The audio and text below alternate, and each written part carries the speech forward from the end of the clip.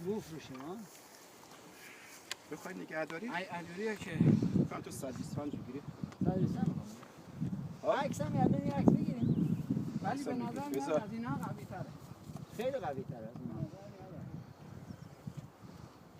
این؟ پشت دستر هم هست. آره. نی؟ قوی تره. نمیدونم. پشت دست بخوای موتور خودم.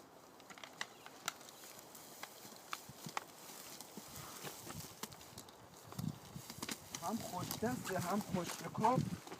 میخوایم رو گلگیرش هم چی بنویسیم؟ پوتینو. آخری. اسم دارن گیر. چیکار کنیم؟ همین تو راهی.